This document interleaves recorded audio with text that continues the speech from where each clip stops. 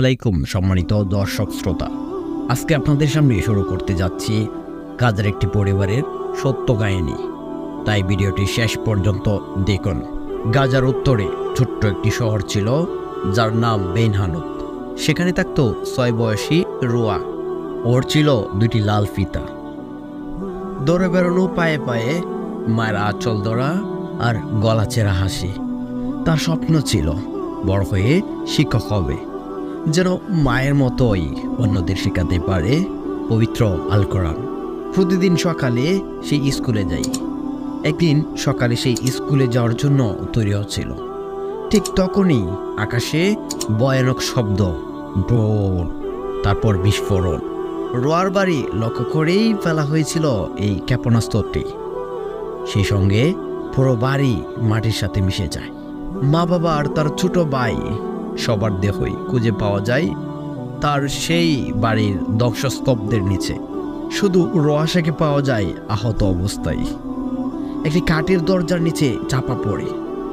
ওকে হাসপাতালে নেওয়া হয়। চিকিৎসকরা জানায় তার শরীরের অনেক জায়গায় আঘাত এক পা হারিয়ে ফেলেছে। কিন্তু সবচেয়ে বড় কথা হচ্ছে তার হাসি সবটুকুই থেমে গিয়েছে। 3 দিন পর রোয়াশার চোখ মেলে আর ধীরে ধীরে বলে, আম্মু, আজ স্কুলে যাব না। আমি তো কোরআন মুখস্থ করিনি, আজও আমার কোরআন মুখস্থের দিন। এ কথা শুনে চিকিৎসকদের চোখে জল আসে যায়। সেই ছিল তার শেষ কথা। রোয়াশা চলে যায় 4র্থ দিন।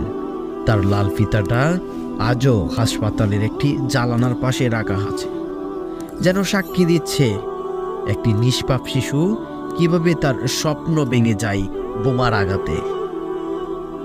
এই ঘটনাটি সত্য, সম্পূর্ণই সত্য।